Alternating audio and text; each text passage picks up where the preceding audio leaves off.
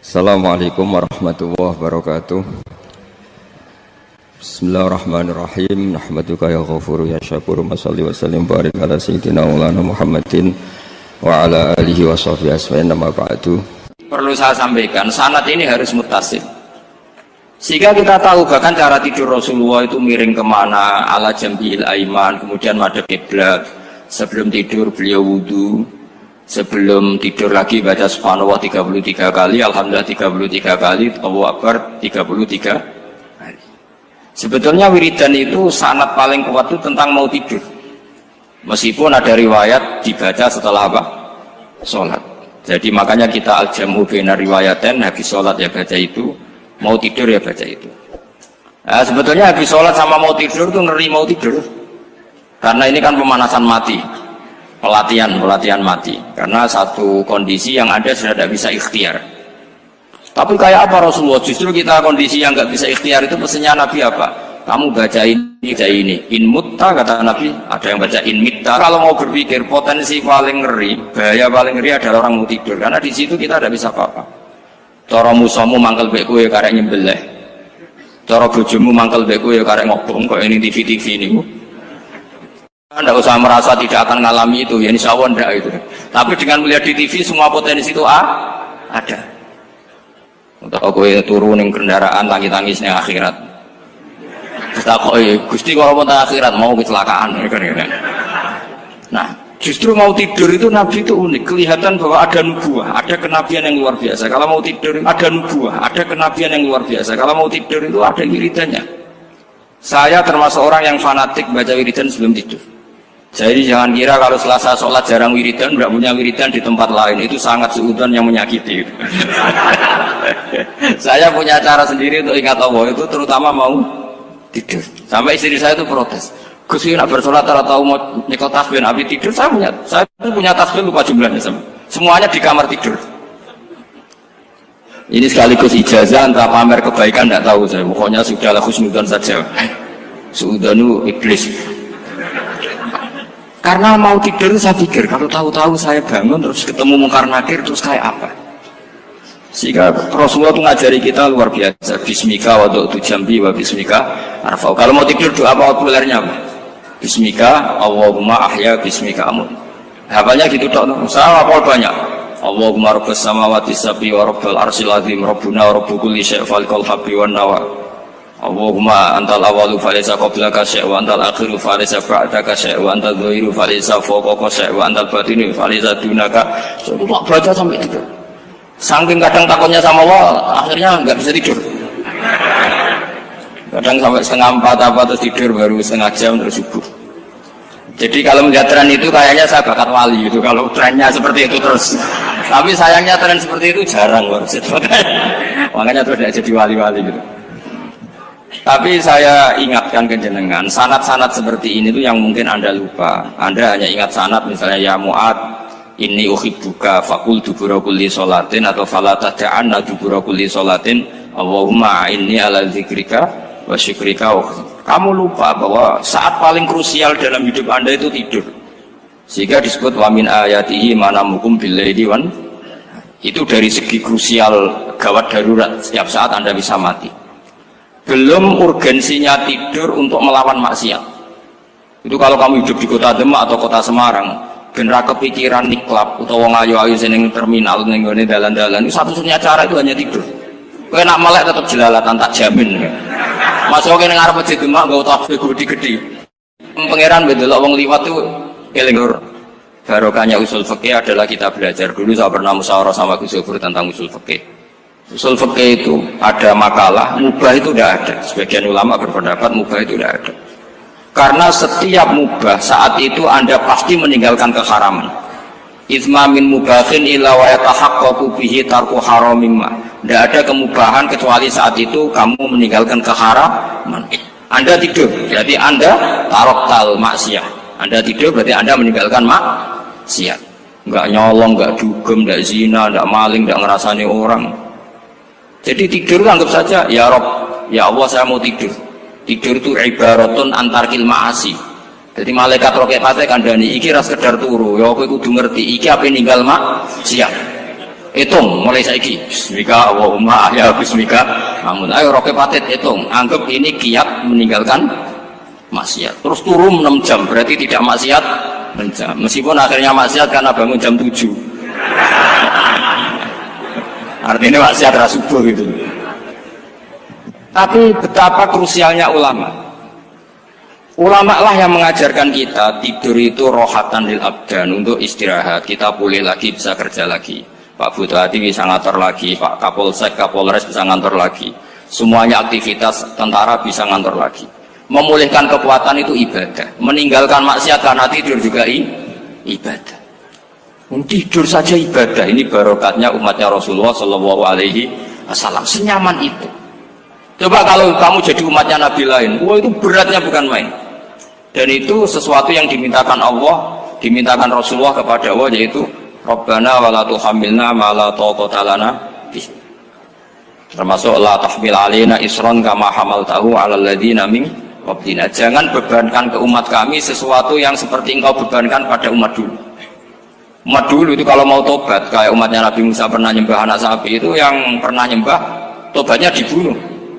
Liyaqtulal bari'u minkum al mujrima, yang terbebas dari menyembah anak sapi disuruh bunuh yang pernah menyembah anak sapi. Fatubu ila bari'ikum faqtulu anfusakum. Mau beratnya kayak apa? Kalau orang sekarang tobat cukup soal Pak Rosid salami tempel 100.000, dipandu caranya tobat diwari istighfar. Nomor itu penting, nomor loro seneng kiai, seneng aku maksudnya kalimatnya jelas. Itu sudah. Pokoknya jelas gak usah dibunuh, gak usah apa? Gak usah apa? Dibunuh. Sehingga tidurnya umatnya Rasulullah itu luar biasa, terutama tidurnya orang puasa. Tidurnya tasbih, tidurnya ulama juga tasbih.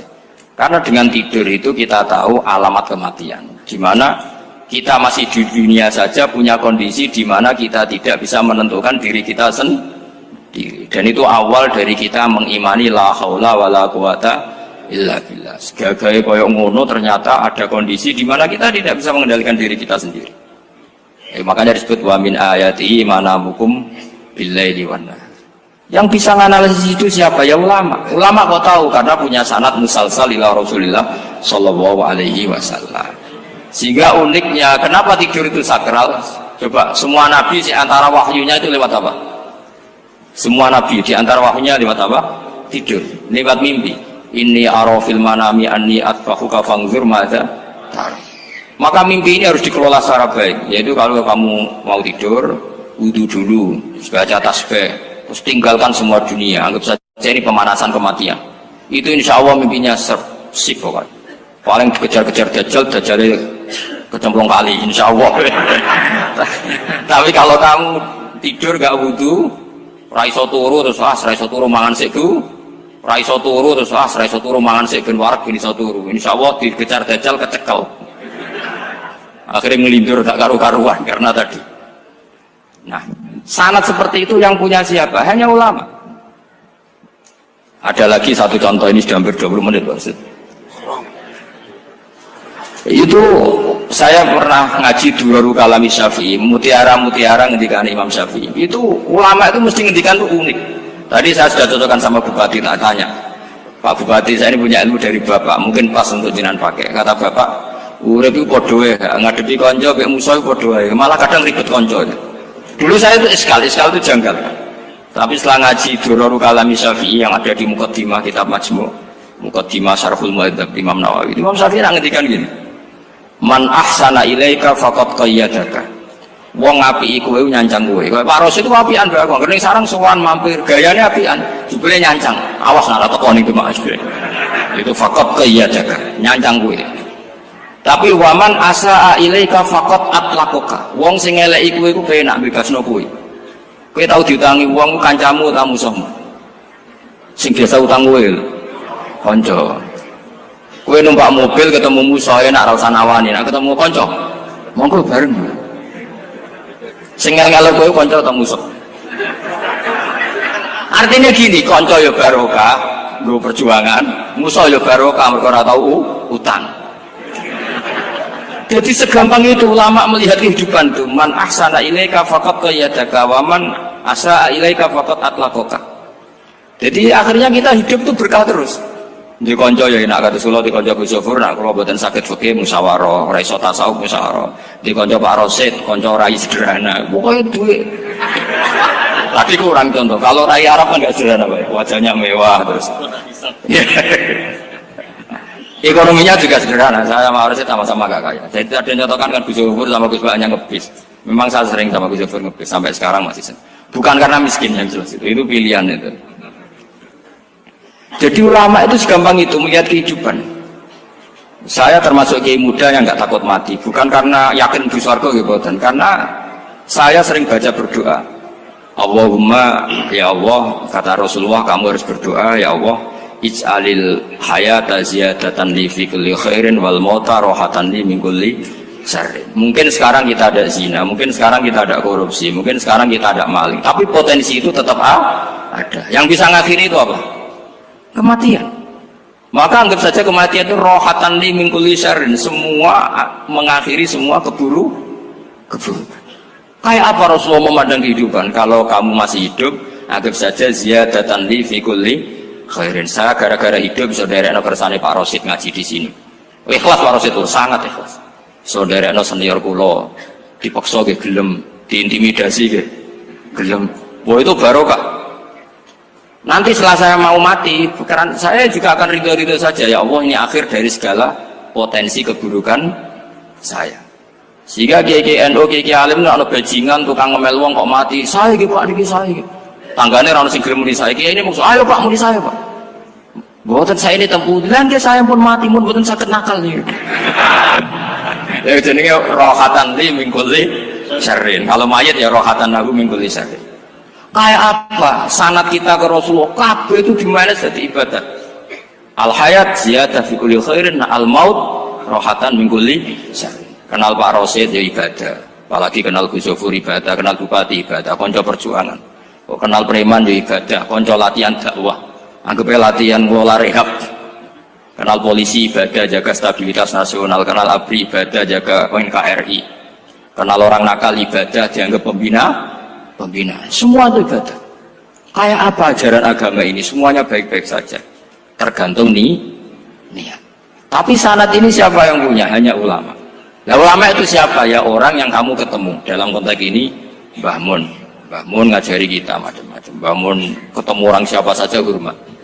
Saya kemarin bikin makalah untuk beliau, termasuk saya cerita dari riwayat Rasul akli ba'dal iman billah at-tawaddud ilan nas wasfina'ul ma'ruf ila kulli barrin wa fajirin. Inti iman setelah akal menentukan kita iman kepada Allah, akal setelah mengantarkan logika iman kepada Allah, akal itu kita gunakan at-tawaddud ilan nas supaya kita bersikap simpatik dan melakukan kebaikan kepada siapa saja. Karena barokahnya kita simpatik, nak ngandani wong nggih gampang. Misalnya kita di kiai alim sundul langit sampean mbek tangga muwedhit, ketemu wong perengut, sing ape ngandel iku sapa? Sementara sing preman, ayo ngopi nggonku sik tenang ae. Sing kiai ini orang begawean ngene kopi kowe. Akhirnya sing preman sakhok di pengaruh, sing kiai ini bakhil gak duwe pengaruh.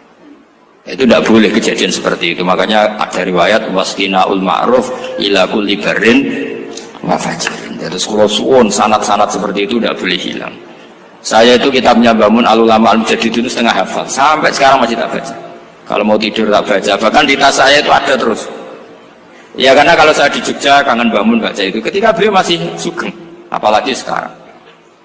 Karena jangan sampai saya ini punya fatwa yang mukhalif terhadap fatwanya Bangun. Ini terutama warning sama santri sarang, nggak boleh. Terakhir itu Bangun punya kecenderungan, punya pikiran kayak Yusuf Qaradawi. Ya potensi wajibnya zakat khodrowat fawakih.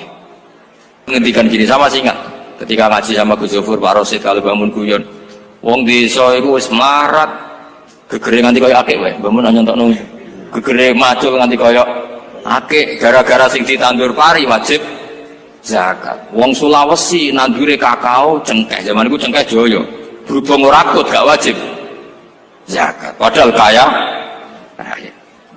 Jadi fenomena itu sering diutarakan beliau. Lama-lama beliau ngarang di Al-Ulama Al-Mujadidun, beliau mengutip pendapat Ibnu Katsir, tentu di era modern kayak Yusuf Qaradawi. Sebenarnya Yusuf Qaradawi sendiri bukan mujtahid, dia yang muqallid juga.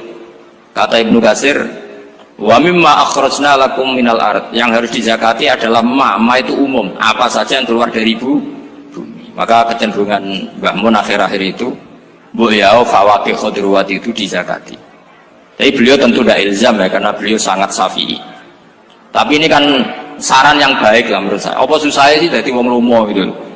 Wong dadi wong medhit kok mbok bilo-bilo. Lah nek kowe takok takdirin ndi Gus, nek khudrawat fawaqih, melon, kakao, tebu wajib zakat.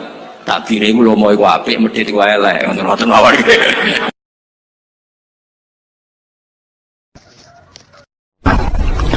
Ada nikmat batinah, yaitu kepuasan mendapatkan ma'rifatullah. Yaitu ulang lagi, kepuasan mendapatkan apa? Ma'rifatullah. Itu nikmat batin. Baik yang terkait Allah maupun terkait logika-logika tasawuf. Terkait Allah misalnya gini, misalnya kulo mikirnya, kulo nu bolak-balik matur niki berkali-kali di tempat ngaji ini. Kimki jenane eling, mboten gadah masalah ingatan ini eling-eling. Eling-eling tenan. Wong nak soleh, ya soleh, soleh. Cek soleh mulai cilik, cek soleh dadakan ke husnul khotimah. Pokoknya apa? Soleh. Niku nak mati, niku bumi ku nangis. Nangisnya bumi ku kekurangan utawi kalong wong sing sujud ning ndekne. Ya Allah Gusti, biasanya wonten tiyang niku sujud teng nggen kula, dia berperilaku baik teng nggen kula, sakniki tiyang niku mun jenengan ambil, nangis bumi. Sakniki sing urip arek bedua-bedua. Jamal narkoba, jamal ngefly, jamal macam-macam lah. Itu nangis bumi. Langit seweneng. Semeneng Gusti matur nuwun Gusti, orang itu saya tunggu lama, sekarang sudah engkau angkat ke tempat kami, maksudnya diangkat teng langit. Sing bumi nangis, sing langit apa? Seneng. Nah kemudian kita berpikir begini, bumi kok iso nangis piye? Nah itu terserah sampean apa termasuk ulama zahir apa termasuk ulama batin. Kalau ulama zahir mengatakan bumi nangis itu mau kinayatun anil husni, pokoknya pantasnya bumi itu susah, wong kelangan putra baiknya. Tapi nak cara ulama-ulama hakikat yang mengenali sekali betapa kudrohnya Allah, betapa kudrohnya Allah itu tidak terbatas, itu yang meyakini bumi nangis itu nangis tenan. Misalnya ngaten kalau tak terang normal ya, kowe bayangno dadi Nabi Adam, ngrungokno kowe, kowe bayangno dadi Nabi Adam, Nabi Adam tenan maksudnya. Terus Nabi Adam orang pertama dia tahu betul kalau dia dicipta dari bumi. Dan dia pula tahu betul, beliau tahu kalau dia bisa ngomong, bisa mikir, bisa macam-macam. Terus indukannya beliau itu bumi. Mesti pikiran Nabi Adam, jangan-jangan bumi ini juga bisa berpikir kayak saya. Ini kan materi saya, karena saya dari bumi ini bisa ngomong, bisa melihat macam-macam. Terus bedanya apa menurut sobek napa? Umpama kowe dadi Nabi napa? Adam, orang yang dekat sekali, qoribu ahdin, dekat sekali dengan kesaksian kudroh Allah. Gini ku dekne roh nak materi ini ke bumi, dan dia orang pertama yang orang lali kamu nih. Tapi ketika sudah ribuan orang, mungkin jutaan orang, lali, seakan-akan bumi itu tidak jenis dari kita. Bumi adalah hal yang berbeda dengan kita. Kita manusia berakal, bumi itu benda mati. Terus kowe katut wong goblok-goblok, bumi itu benda mati. Sajane ya rada kriminal wong Islam muni bumi itu benda mati. Enggak bisa berpikir, yang bisa berpikir hanya manusia. Itu kengawuran-kengawuran yang kita ciptakan sendiri, kita wariskan turun-temurun. Umpama kowe iku dadi ulama, ngomong ngono iku isin. Bumi kok nyekseni kowe sujud, banyu nyekseni mbok pangan, mbok ombe kanggo sujud. Semua itu bersaksi tentang kita. Ya, karena sama tanglet kula, cara melogika gimana? Begini, tak wari cara gampang-gampangan ya. Tawarai tauhid sing kasef. Tauhid ini yang dawuh Sayyidina Ali lau kusifal khoto'u mastatu yakinan. Umpama somben tutup-tutup iku dibuka, akulah imanku ora tambah mbek pangeran. Karena tren dunia dan akhirat sama. Zaman ning dunia ya Allah ala kulli saing godin, kok zaman ning akhirat ya Allah ala kulli saing. Cara Sayyidina Ali, somben aku wis matilah imanku ora tambah, meskipun aku ora swarga neraka. Lah kena napa? Darah padha wae, ning dunia pertunjukan kudratullah, ning akhirat ya pertunjukan kudratullah. Jadi pikirannya Sayyidina Ali seperti itu. Saya kan lahir misalnya tahun 1970. Berarti mulai Nabi Adam itu saya kan nggak ada. Ngerti-ngerti ada. Saya mengira waktu zaman tidak ada itu panjang apa cepat? Cepat, karena kita tidak melalui itu. Ujuk-ujuk wujud. Kadang kalau mati ya wedi kan. Mau mati jebule kiamat 1 juta tahun kasih apa nang kuburan. Masuk di Khalillah itu. Makanya aku ya ora roh, tak tinggal turu sakmono kan yo nglilir. Nang nglilir terus nang ndi terus. Apa mlaku-mlaku nang donya apa piye kok. Nak turu ya kok ngani ngoyo turu kok. Ribuan tahun lintas. Terus ya apa jajal? Sampeyan tak takoki, misale sampeyan ning kuburan iku apa? Apa ngadepi muka nakil tukaran terus itu keselen tukaran kok nopo ratusan ribu mungkin. Nah terus kita dilatih. Kata Sayyidina Ali gampang latihan seperti kata Sayyidina Ali apa gampang ya udah jadi wong alim. Pada akhirnya kita ini aku zaman urip yo ora roh karepe, ngerti-ngerti urip, mati yo ora roh karepe. Pas mati sebenarnya petangin dah ya roh karepe. Pokoknya wa mata sauna illah ya syawah. Makanya masyhur dia ketemu orang ateis. Dia orang ateis itu anti Tuhan, anti Tuhan pokoknya. Dia ditanya, lalu kamu hidup itu karena siapa? Ya gak tahu hidup. Lalu kamu mati yang menentukan siapa? Ya gak tahu, kalau tahu mati. Ya berarti Anda gak bisa menentukan diri kamu sendiri. Akhirnya dia taslim, ya ada yang menentukan. Lah ya ada yang menentukan itu dalam Islam disebut apa? Allah, disebut kalimatu haqqin alaiha nahya wa alaiha namut. Jadi kalau maknanya itu kalimat yang benar-benar nyata, yang karena kalimat itu pula kita mendapat kehidupan, yang karena kalimat itu pula kita mati, yang karena kalimat itu pula kita akan bangkit lagi. Itu yang makna hakikat. Tapi kalau makna syariat nggak begitu. Kalau makna syariat begini, dan ini benar juga. Mulanya kena ada di ulama, ciri utama ulama itu jami'ul bayan. Dia kalau menjelaskan itu indah sekali dan orang pasti taslim. Sama saya tak warai tenan. Sama kan biasa wiridan la ilaha illallah kan biasa. Mulai mimpin tahlil sampai kepeksa mergo do tahlil melok, sampai sing darani bid'ah akhirnya ya melok tanggane napa? Tahlil. Soale wae. Kata Ibnul Qayyim Al-Jauziyah dalam kitab Zadul Ma'ad. Kitab Zadul Ma'ad itu kitab kesayangannya Sayyid Abdul Haddad. Sayyid Abdul Haddad itu pengarang kitab Zadul Ma'ad. Padahal kitab ini dikarang oleh muridnya Ibnu Taimiyah. Abdul Haddad itu gak seneng Ibnu Taimiyah tapi seneng muridnya. Jadi di sini ulama ya demokratis. Gak seneng gurunya tapi seneng. Sajane Ibnu Taimiyah itu orang baik. Ya ulama top ya baik, ya waras top. Tapi ngerti-ngerti Wahabi itu identik dengan Ibnu Taimiyah. Akhirnya ulama ahli sunnah penyebut itu terus izin. Mulane kiai-kiai ra ono sing dalil kok Ibnu Taimiyah mergo dicap Wahabi. Padahal Ibnu Taimiyah wong alim. Di kitab-kitab kita termasuk Syekh Muhammad piyambak nanya Ibnu Taimiyah qala Syekhul Islam lho qala. Tapi kan ini sudah milik Wahabi sehingga kita ini terus akhirnya gak gelem nyebut. Jadi kitab koyo dalil fastabiqul khairat iki apa iki dadi dalil yo dhewe-dhewe. Wah parah tenan wong-wong. Dulu saya melihat orang enggak kunut itu ya biasa. Mergo saya sebagai wong alim ngerti iku mazhab Abu Hanifah. Saiki nek ora kunut Muhammadiyah. Kita ini sebetulnya ahli ilmi enggak tahu kunut itu mazhabnya siapa kita. Itu mazhabnya Abu Hanifah, yang kunut mazhab Syafi'i. Tapi tahu-tahu iki mazhab NU, iki mazhab Muhammad. Mana ada orang-orang ini bisa punya mazhab? Ngalime sepiro nganti dadi nopo? Mazhab. Tapi sudah dibahas, harus jadi apa? Sewajo kabeh jane. Mas repot-repot. Tak warai iki. Sampeyan ben nglafadzno la ilaha illallah iku keren ya, keren tenan mboten keren-keren. Ngendikane Ibnu Qayyim Al-Jauziyah itu gini. Min asliha khuliqatil jannah wa min asliha khuliqatin nar. Terus wa min asliha khuliqatid dunya wa min asliha bu'isatir rasul wa min asliha qatalar rasul. Terus sampai sekarang saya tak bedai, surga itu kan digawe kelas VIP mewah. Terus dari Rugen ini dari dulu kan nak mini tersebut. Kira 70. Wahyu kabeh kan ora ono sing keriting, wahyu kabeh. Wahyu kabeh terus gak tahu delok wong liya kan. Kadang bojo kita wis elek isih delok. Oleh widadari sifatnya maksuratun fil khiyam. Jadi gak tahu keluyuran ning ndi. Wahyu kabeh. Lek surga yang semewah itu selek itu ya bagi mereka sing nglafatno atau yang menerima la ilaha illallah. Neraka sekarang dibikin dalam itu.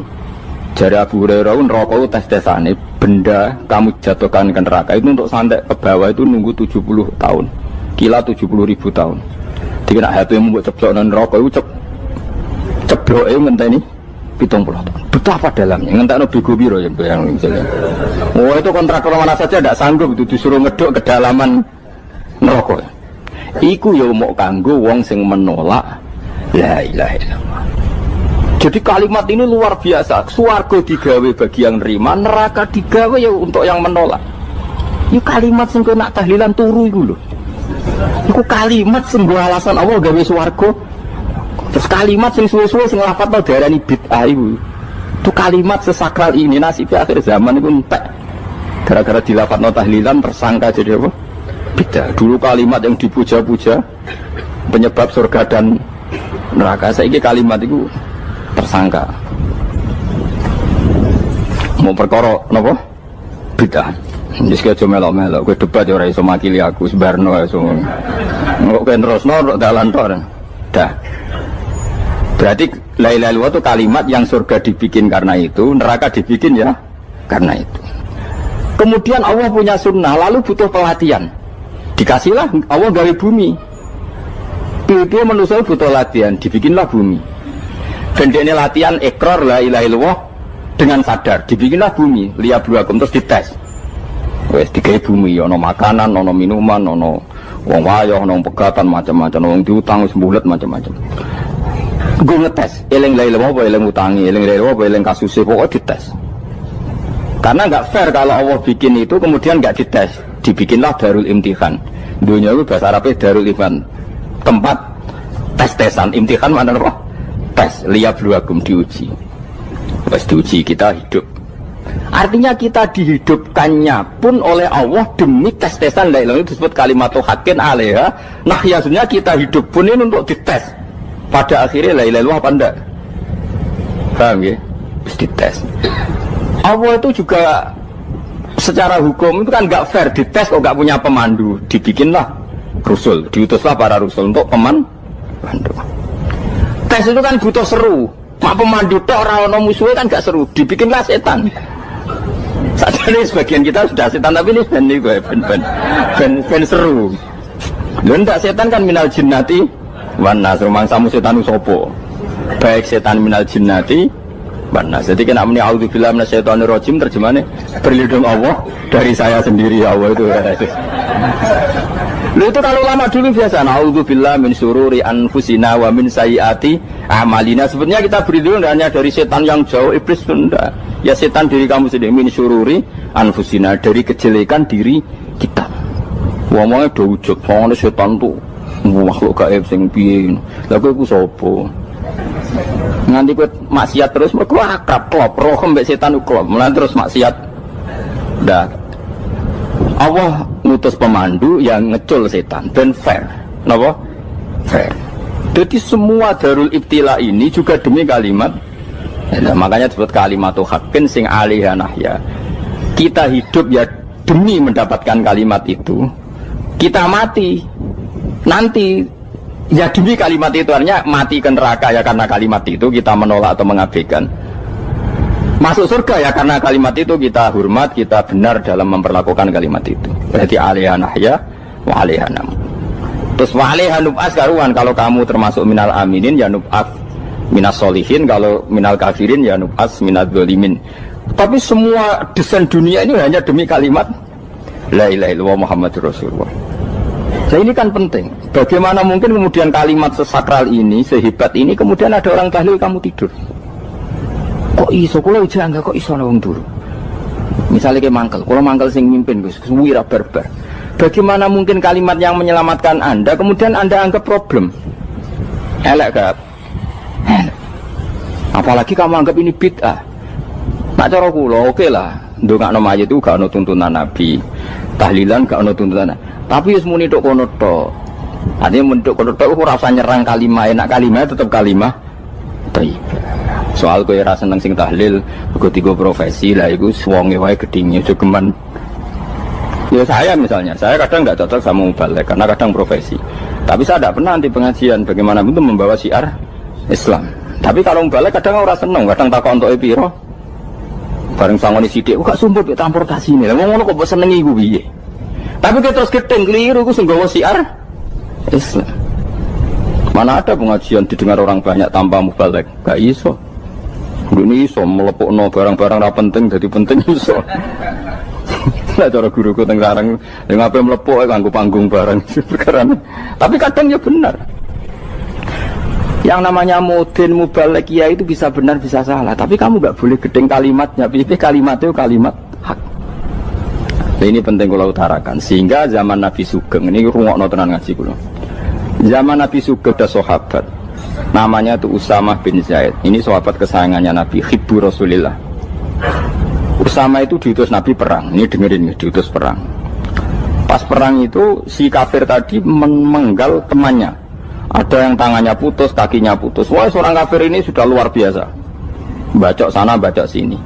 Ketika terdesak oleh pasukan Usama, kebetulan Usama ini cakap ya, sama beberapa temannya orang Ansor.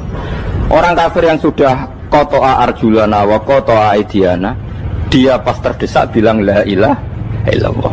Terus sama Usama tetap ditusuk, dibunuh karena dia berpikir ini qolaha muta'awid dan dia melafadzkan kalimat itu hanya berlindung dari pembunuhan. Setelah dilaporkan Nabi itu marah besar. Nabi ngendikan kaifa anta ya Usamah bila ilaha illallah idza ja'at bika yaumal qiyamah. Kowe nak ditakoki la ilaha illallah ku piye? Piye wis ngomong la ilaha illallah, tapi sampai ngomong ngoten sak usih ngetoki tangan kula, maksud tangan kula tangan kelompok saya, tiga-tiga saya. Nabi tetap jawab kaifa bila ilaha illallah idza ja'at bika yaumal qiyamah. Pokoknya Nabi menyoal terus.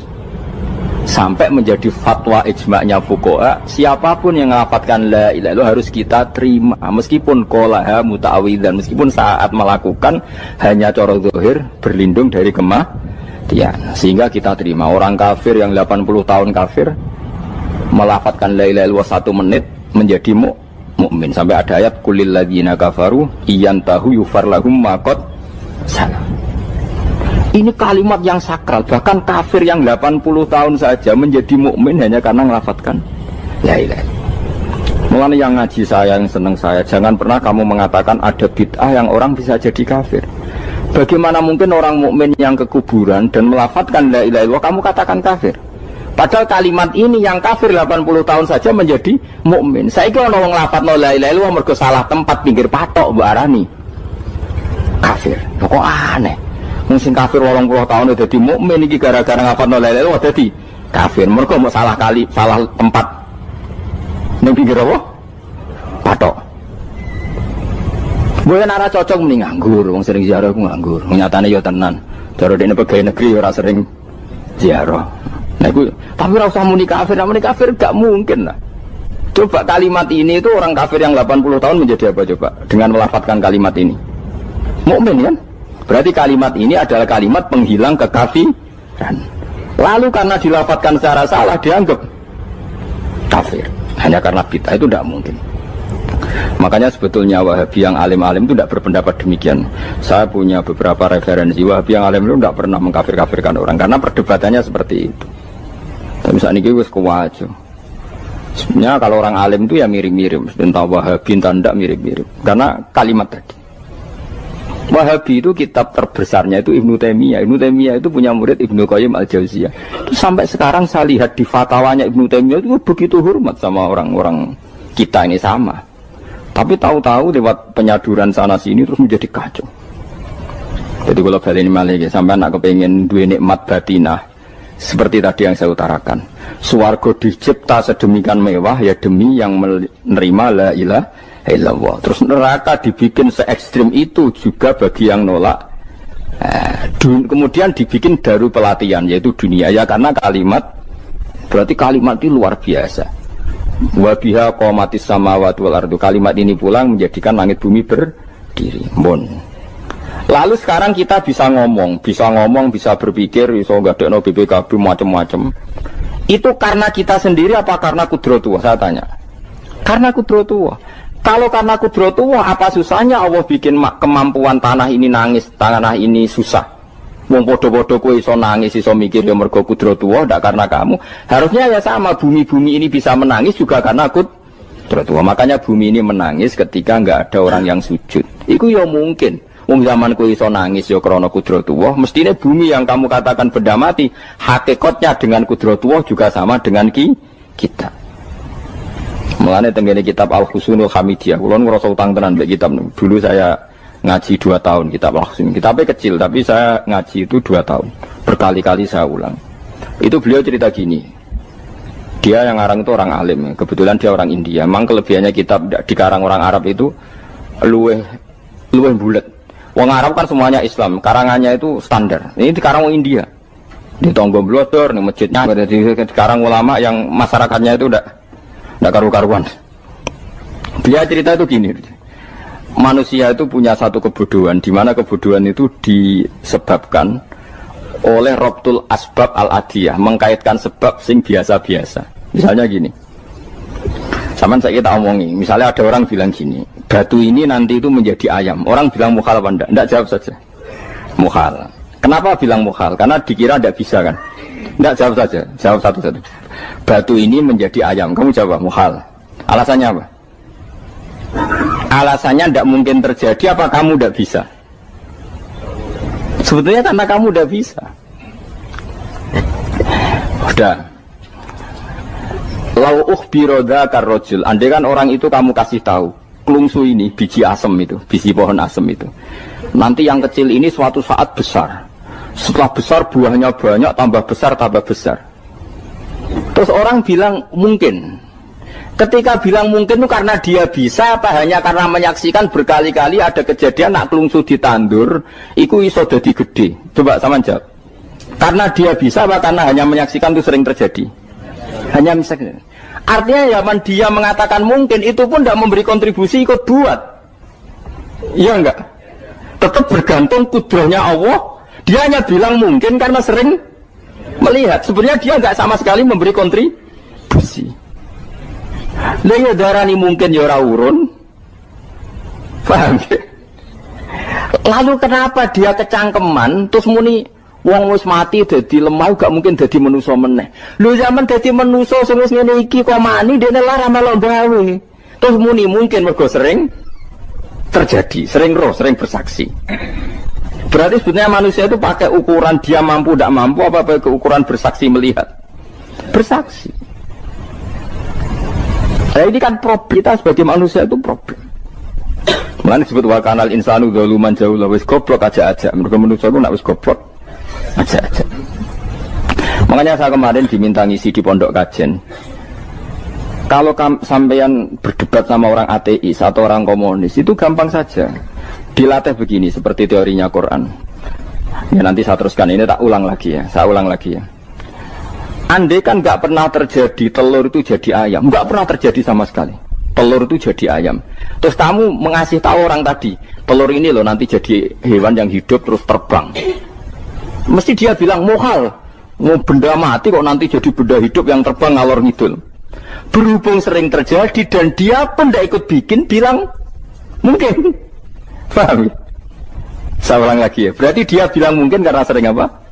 Terjadi dan dia lihat. Andai kan pertama kali nggak ada telur sama sekali yang jadi ayam, terus pengalaman pertama di dunia belum pernah terjadi. Kamu kasih tahu telur ini nanti jadi ayam terus terbang. Orang ini bilang mukhal enggak? Mukhal. Berhubung sering terjadi bilang enggak? Nah berarti kita nanti bangkit dari kubur gampang saja bagi Allah. Cuma belum pernah terjadi kamu mengatakan mukhal.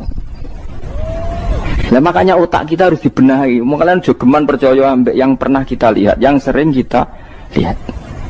Percayalah dengan akal, tapi akal waras deh. Karena waras itu serempet tatanannya wangil. Makanya Islam itu melatih. Qul falillahil hujjatul balighah.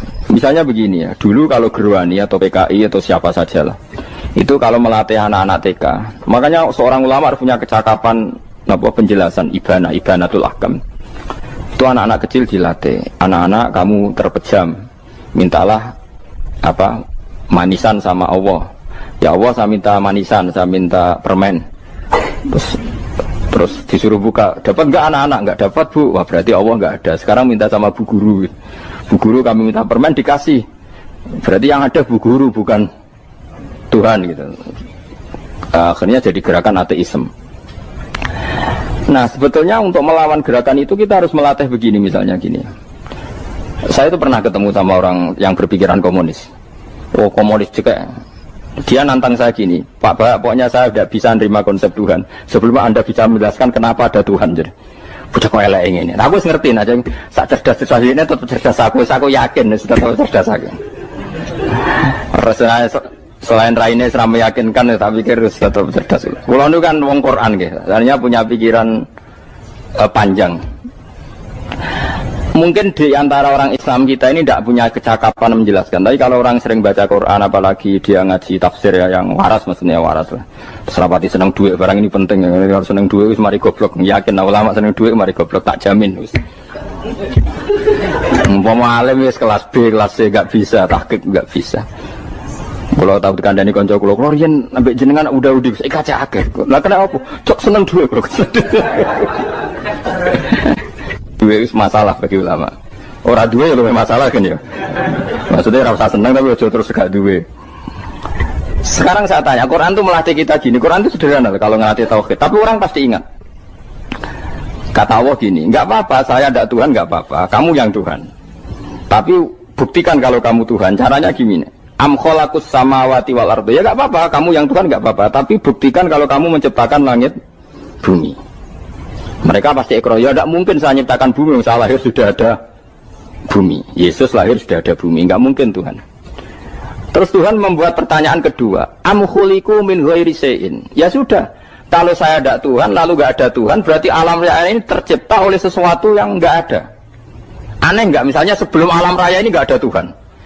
Berarti sebelum alam raya ini kan adanya nihilisme, sesuatu yang nggak ada. Kemudian sesuatu yang nggak ada menjadi penyebab sesuatu yang ada. Aneh gak?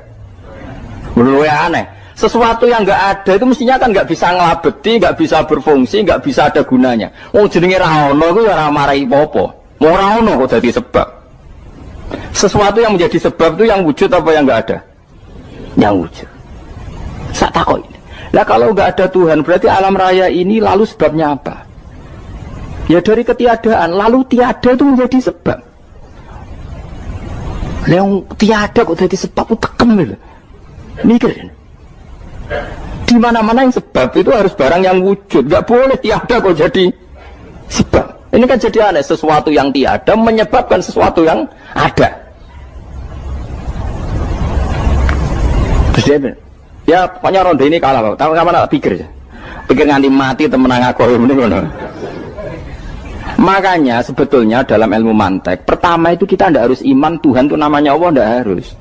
Makanya pertama dikenalkan, sementing kenal Tuhan itu ada dulu. Disebut zat sing wajibil wujud, belum disebut namanya Allah. Allah itu disebut nama Islam, itu paham ya? Saya ulang lagi, Allah disebut itu nama Islam. Tapi kalau penemuan akal hanya sampai kita ini butuh zat sing wajibil wujud, sing menjadi penyebab semua alam raya ini. Di bahasa Arab disebut musabbibul asbab. Belum menyebut Allah musabbibul asbab.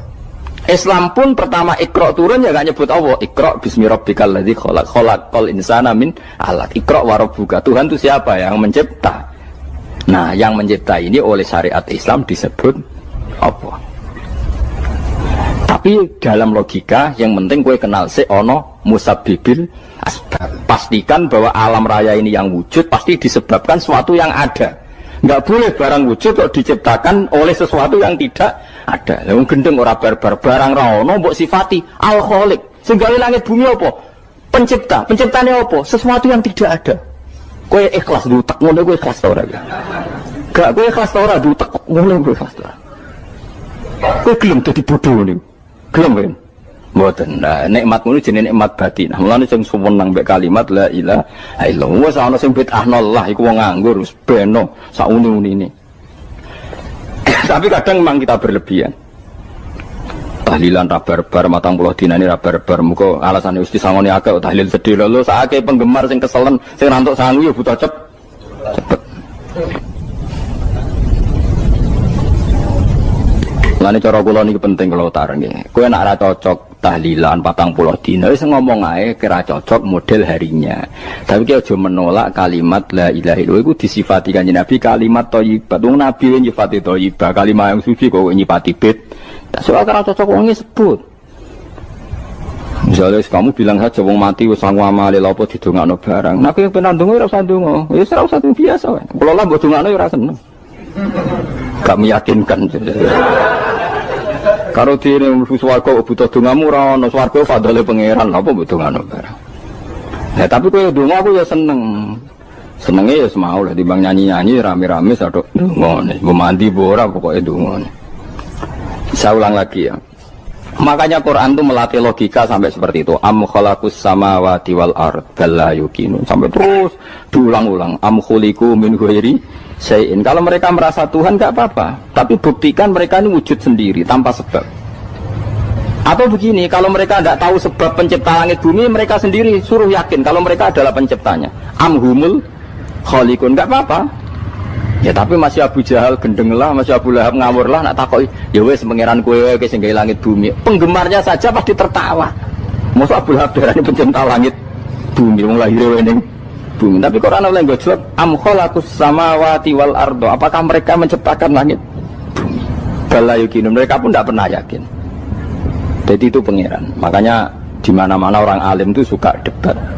Karena pangeran sendiri kalau menjelaskan kebenaran seringnya juga nantang debat. Kata Allah, Qul ara'aytum ma tad'una min dunillah aruni madza khalaqu minal ardi am lahum syirkun fis samawat. Enggak apa-apa mereka Tuhan kata Allah, tapi buktikan zaman langit diciptakan mereka memberi kontribusi apa? Apa urun bego, apa urun cagak, apa piye lah pas aku gawe langit iku dekne urun apa jare am lahum syirkun fis samawat. Misale urun apa lah? Urun tol ta urun apa lah. Itu pangeran. Mereka kan pasti menjawab enggak. Terus itu nih kita biming qobliyada. Kalau kamu nggak percaya Quran sebagai kitab nggak apa-apa, tapi buktikan kamu punya kitab tandingan. Nggak, mereka nggak punya juga. Atau gini, nggak usah Quran, nggak usah sakralan. Au atharotim min ilmin, atau kajian ilmiah yang membuktikan bahwa Yesus itu Tuhan, atau yang membuktikan bahwa berhala itu Tuhan. In kuntum shodiqin, nggak apa-apa kalau kamu benar, buktikan. Nah itu makanya semua nabi itu punya kecerdasan, karena tadi nabi kadung nantang itu nih kita biming qobliyada au atharatim min ilmin in kuntum shodiqin. Tapi sekarang orang alim soleh itu jarang. Yang ngono anggar wong soleh rapati ngalim, anggar sing alim biasanya rapati soleh. Lah kula termasuk rontok-rontok ya isih rontok soleh ya rontok, tapi lumayan masih menjaga hujjatullah tadi. Sebab itu ulama dulu mengajarkan Allah itu siapa? Disifati zat sing wajibil wujud. Karena alam ini kadung ada. Kalau alam ini kadung ada, pasti penyebabnya sesuatu yang wujud. Tapi kalau wujudnya mungkin, bahaya. Wong sing gawe wae wujudnya terima mungkin bisa wujud bisa tidak. Makanya dipermanenkan yang gawe alam ini zat sing wajibil wujud. Sing wujudnya wajib. Wajib itu nggak bisa nggak pasti wujud. Nah terus kita kenal itu namanya khaliq, itu musabbibil asbab, itu khaliqul asya. Lalu oleh Islam zat yang demikian itu disebut Allah. Terus jadi la ilaha illallah. Nah orang yang bertauhid gini tentu punya kenikmatan batin yang luar biasa. Sehingga saya bayangkan nanti mati yang ngono biasa wae kan. Gusti zaman kula teng donya ora melok ngatur oksigen, ngatur nyawa, ape mati ndak ra ngoten. Mulai dari Sidin Ali, jenengan jenengan nak mati tambah pinter apa biasa? Ya biasa wae. Ning bumi yo ndelok kudrohe Allah, kok ning akhirat ndak ra padha wae ndelok kudrohe Allah. Mulane beliau masyhur guyonan beliau lauku sifal ghata mastatu yakinan. Soben aku nek mukasyafah ning akhirat imanku yo ora tambah, ya biasa wae, standar-standar wae. Maksudnya kue ning dunya ujung-ujungnya paling pokok ya menyaksikan kudratullah. Sebenarnya akhirat ujung-ujungnya paling pokok ya delok kudratullah. Ning dunya saiki Allah ya matlubi sing kita cari. Sebenarnya akhirat ya Allah matlubi. Paham ya? Artinya hukum dunia dan akhirat itu sama. Kita di dunia golek ridhanya Allah, ning akhirat ya golek napa? Ridhanya Allah. Nah soal kecil itu, tapi ning akhirat masalah pun rokok masalah itu utang ditagih ya. Masalah, kere suwi ku yo masalah. Ya biasa jenenge makhluk anane masalah. Sing ora oleh di masalah ku pangeran. Pangeran duwe masalah. Biasa wae. Terus niki kula mulai saking penjelasan nggih kias ali. Kias ali itu analogi kias nggih, analog terus tengene ilmu-ilmu usul fikih itu ada kias itu kan kias aulawi dari bawah dikiaskan ke yang lebih apa? Atas. Ada kias setara, namanya kias musawah setara. Ada kias fahwal khitab, maknanya ya orang pasti sadar kalau maknanya seperti itu. Sampean saya kira beda.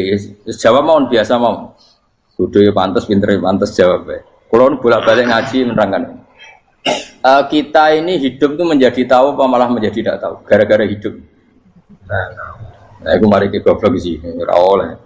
Gara-gara hidup menjadi tahu. Yo, ora sing bener gara-gara hidup menjadi tidak tahu. Kowe goblok ku sebab apa? Sebab tahu apa sebab tidak tahu? Wes gak polling gak apa-apa. Ayo 02 sik pira? Sebab tahu. Ini yang syukuran. Tahu. Hidup itu menjadi tahu menjadi tidak tahu. Menjadi tidak tahu. Oke, Mas. 01 ya. Tahu. Menjadi tahu. Nah, hen tengah-tengah. Wong loro padha ora jelas ya, cara kowe. Ndak tahu. Berarti menang 0 piro. Biasa. Tawari ilmu hakikat ya. Jadi awal syaratnya jadi wali. Meskipun jadi wali ku yo angel tapi tak warai mukadimah napa. Jadi nak bar iki urung wali cek apa? Mukadimah. Nah, sekarang misalnya gini, saya mau minum teh. Jadi saya melihat teh. Terus saya minum teh. Karena saya fokus minum teh terus anak saya main di sekeliling saya, anak saya kecil misalnya. Terus jatuh. Saya ini dianggap bodoh kan? Bodoh kan? Gara-gara mau minum teh fokus saja membiarkan anak jatuh. Yang andai kan saya tidak fokus minum teh, mungkin anak saya terkontrol. Terus ngerti ada cilik kan potensi apa? Begitu juga dunia. Gara-gara kita delok babunan ayu-ayu, delok gemerlapi dunia politik, delok hal-hal yang enggak penting, akhirnya melupakan hal yang penting. Sekarang misalnya Allah itu Ar-Razzaq, pemberi rizki, Allah itu Al-Mudabbir sing ngatur itu. Gara-gara Fauzi terus meyakini satu makhluk apa yang nyelametno Indonesia. Ini kan dari iman kepada Allah menjadi iman kepada itu tidak boleh sih. Iman ya baik pangeran. Jadi dunia itu biasa ya. Oh, nomor itu kok iso nentokno. Cuma ya tetap berorganisasi secara duniawi, tapi tetap sih menentukan. Iku rungono tenan awas. Nah, karena kita hidup, maka menjadi tidak tahu. Kita tahu itu menjadi tidak tahu. Surungono sih, kok nanti tak terangkan sekian dalil dari Quran dan hadis.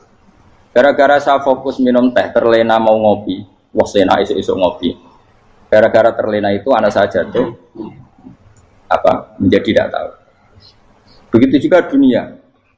Makanya Allah sering memberi nasihat, fala taghurrannakumul hayatud. Kamu jangan tertipu oleh kehidupan dunia. Ibaratnya Allah menimpi direm, dat paling penting, paling pokok. Tapi kamu abai.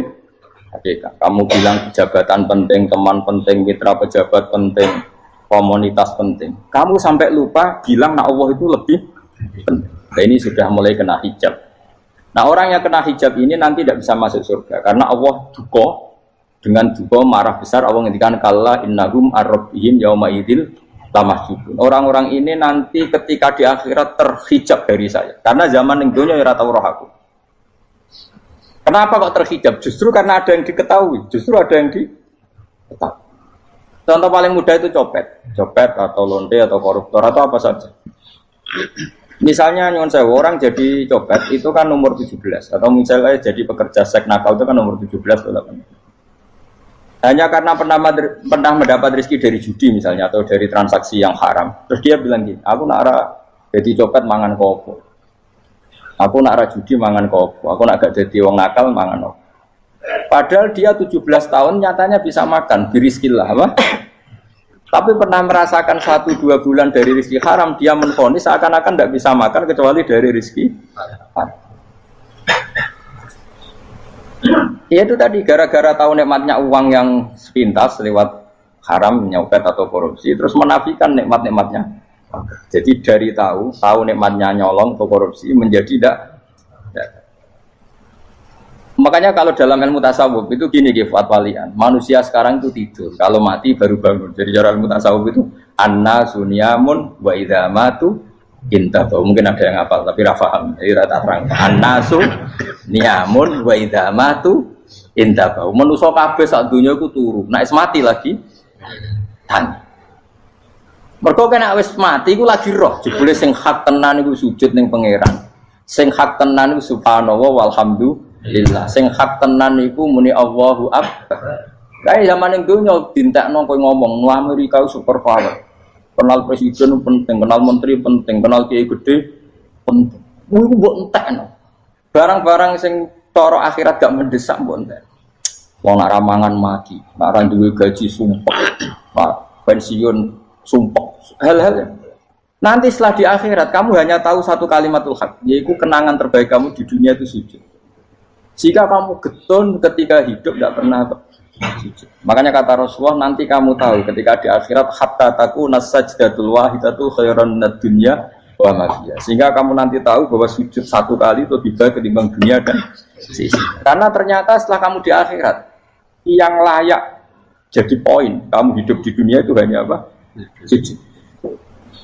Nah, yang dunia kan WA penting, HP terbaru penting, babonan penting, mutra penting, ngomong terus berjuta-juta kalimat. Hanya karena kamu hidup. Tahu saya mati, kau ngerti, kau kabeh dak.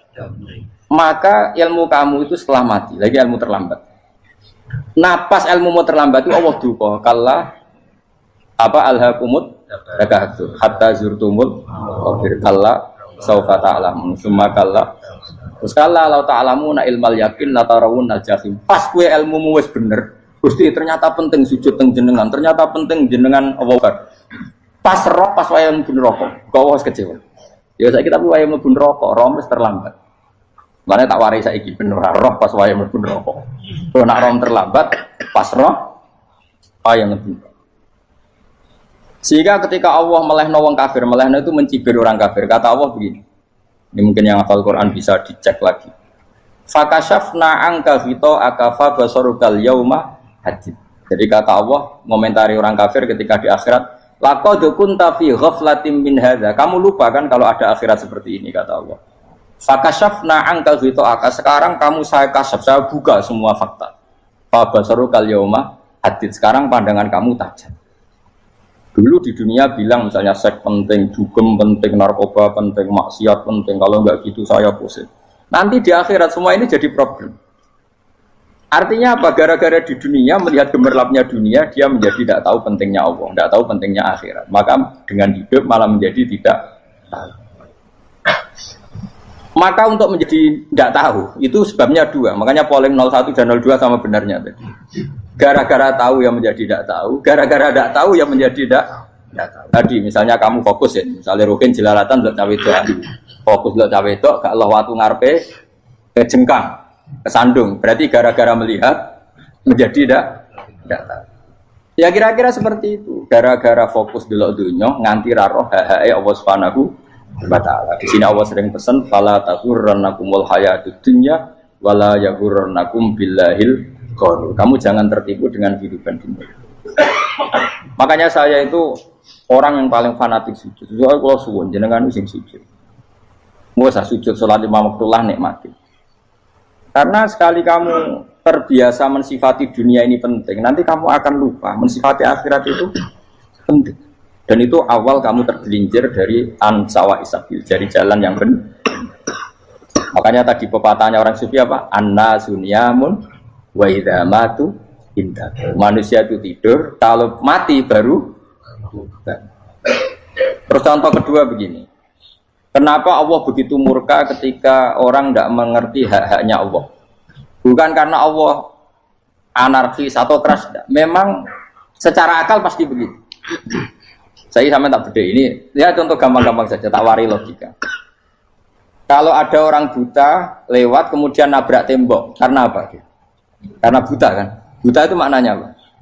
Tidak tahu. Akibat tidak tahu, nabrak tembok.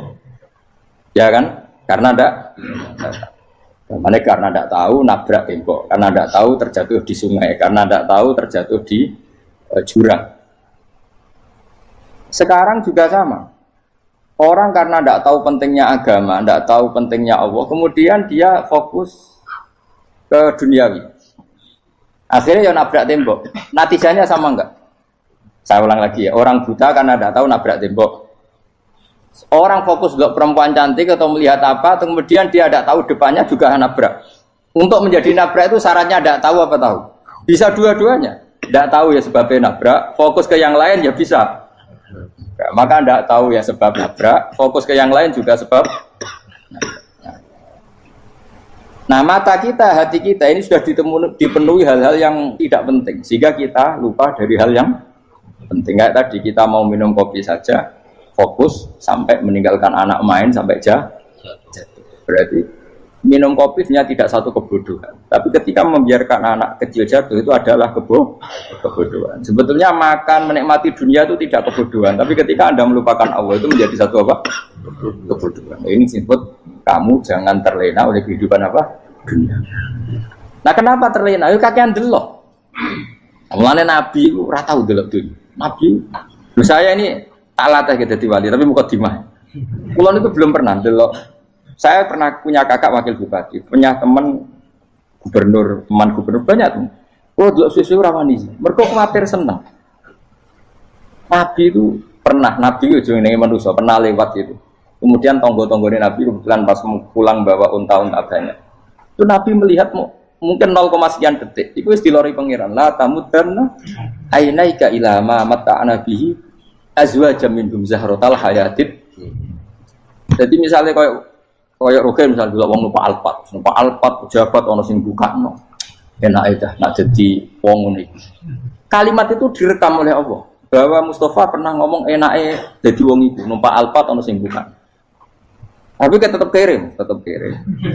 Sehingga nanti di akhirat kalimat itu direkam misalnya nanti ternyata yang numpak alpat misalnya nyuwun sewu misalnya yang numpak alpat tadi tetap di neraka, kamu ya ikut di neraka. Karena dia menikmati alpat lali akhirat, kowe yo ngangen-angen kepengen seperti itu. Maka poinnya sama. Kalau pun rokok bareng. Terus ada orang sujud di musola, melarat sujud. Kowe gak pernah enak dadi wong iku. Padahal sujud itu yang menjadi orang masuk surga. Terus kowe ditakoki ning akhirat. Kowe tahu angen-angen dadi wong sujud mboten ate. Tapi kowe tahu angen-angen mewah nate. Yes, seneng kono kira-kira gitu. Lha iku la tara undal pas kowe roh ilmu yakin pas wae mlebu neraka. Lha iki mulane tak ajari dini kiat-kiat supaya kira mlebu. Makanya latih melihat dunia gue juga kesuwen. Misalnya di konco, di pejabat. Kalau nanti di keluarga pejabat, sampai sekarang pun saya sering punya teman. Buat nanti kalau melihat bahwa dia pejabat, karena saya takut dosa. Saya melihat dia seorang mukmin yang sujud, yang sholat. Saya bodoh sekali kalau melihat dia pejabat, karena itu tidak ada artinya di akhirat. Saya sampai sekarang yang saya melihat presiden orang yang mukmin, sehingga saya harus hormat. Saya melihat bupati orang yang mukmin, sehingga saya harus hormat. Melihat sampean ini wong sing mukmin, malah gue jalanan barang ini sudah mukmin plus. Jadi rasa tiga ikut pinter gue jalanan. Jalanan gudul bisa gaya bisa. Gudul lu rano mana nih? Oh anu keangger wong bisa maca kitab kok. Gundul. Jos lah. Jadi saya ulang lagi. Makanya saya itu nanti kalau sampean alim sudah kayak saya, itu pasti tidak kagum sama sahabat. Sahabat itu, apalagi Rasulullah ya tentu. Sahabat dulu aja yang gampang ditiru. Sayyidina Umar ketika ditusuk oleh siapa? Abu Lu'lu' siapa? Al-Majusi. Abu Lu'lu' itu seorang Majusi. Dan Umar itu orang pendendam. Dia orang pendendam. Tapi tentu karena dia orang baik, pendendamnya hal-hal yang baik. Coba kalau kamu ditusuk orang itu dendam nggak? Kira-kira sebagai manusia kan dendam. Itu tanyanya begini sama yang ya taruh sekarang orang dekatnya. Yang bunuh saya tadi siapa? Itu Abu Lu'lu' Al-Majusi, Hulamul Muhirah. Dia budaknya Muhirah. Majusi, iya ya Umar. Dia sudah mau mati. Itu ngetikan gini, sama siapa alteknya? Alhamdulillahilladzi lam yaj'al maniyati biyadi rajulin sajadalaka sajdah yuhajuni biya yaumal qiyamah. Ya Allah, terima kasih sekali ya Allah. Engkau mentakdirkan saya dibunuh oleh orang yang enggak pernah sujud. Kalau saja dia pernah sujud, maka dia berhak menuntut saya dengan sujudnya untuk masuk surga. Artinya gini, kalau dia ditusuk orang yang pernah sujud, misalnya Sayyidina Umar kok ditusuk oleh Ruhin, kemudian Umar masuk Ruhin masuk neraka, aku tetap pedih Gusti. Isowai sujudnya dia menjadikan enggak berhak masuk neraka. Artinya Umar sangat hormatnya pada sujud itu dia enggak berani. Jadi kira-kira kok Umar sujud kue, kok kira-kira rawani maksud anak kue mlebu neraka. Piye-piye di kekuatan sujud yang mempotensikan tetap dia masuk surga. Makanya dia seneng, dendamnya kesampaian. Syukur lah nak sing mateni aku ora tau sujud. Dadi tak patut nang neraka langsung gludeng ngene kira-kira gitu. Saking hormatnya sampai sing jenenge sujud. Tapi kita sekarang enggak. Rawong ning musala sujud, ya kan wong nganggur. Otak kita ini sudah PKI lah kamu. PKI halus. PKI yang tanpa kartu, paham? Makanya Allah kalau muji sujud, enggak sampean tak latih supaya baca Quran yang benar. Kayak apa Allah bikin Ka'bah? Kayak apa mulianya Ka'bah? Itu dibikin Allah untuk apa? Lil akifina wa satusai warrukais sujud, dan untuk orang-orang rukuk dan sujud.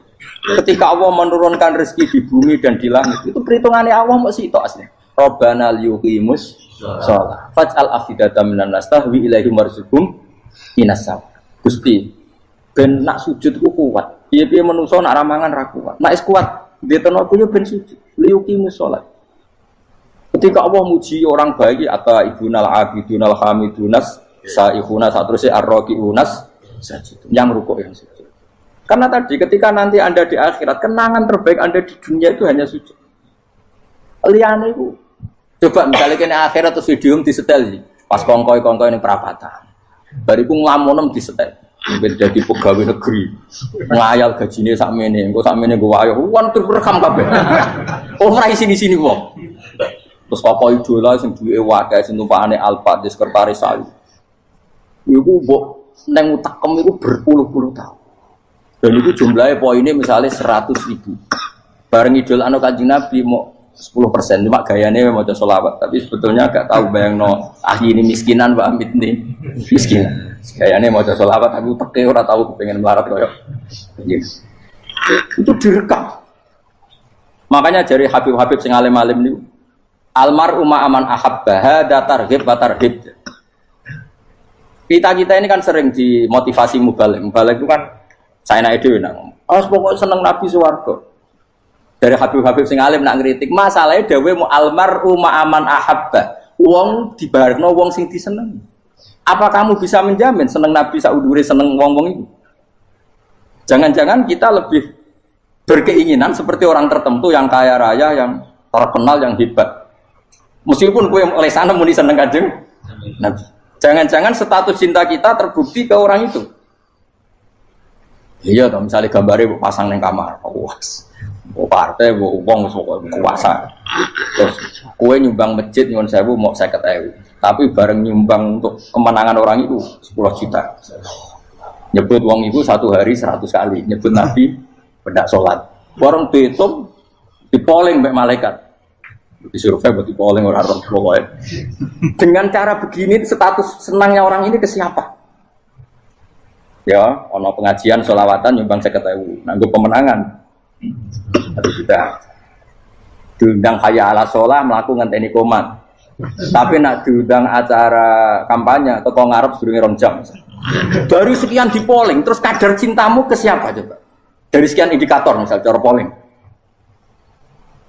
jangan-jangan diputuskan lebih seneng ke itu, ya sudah almarhum aman apa, makanya kata orang-orang alim almarhum apa, orang itu terserah disenangi, masalahnya kita ini tidak ada jaminan lebih seneng Nabi. Ya ora ono jaminan ya saya sampean misale. Hitung dhewe-dhewe ora usah meneng terus kok wedi dosa wis kadung dosa iku wis kadung. Makanya Sufyan Ats-Tsauri itu dadi wali ku mangsa mergo ibadah akeh mboten. Sufyan Ats-Tsauri gurunya Imam Syafi'i dadi wali ku sederhana. Sama tak ceritane orang-orang jadi wali dengan cara yang sederhana. Tapi kan niru copy paste ya, artinya ora apa ya KW lah. Kalau niru gak apa-apa tapi KW kebaikan. Sufyan Ats-Tsauri itu ditanya, kenapa kamu sedekat itu sama Allah dan Anda keramat? Jadi resepnya begini dok. Saya itu belum pernah ke masjid nunggu adzan. Paling gak setengah jam, 1 jam sebelum adzan itu saya sudah ada ke masjid.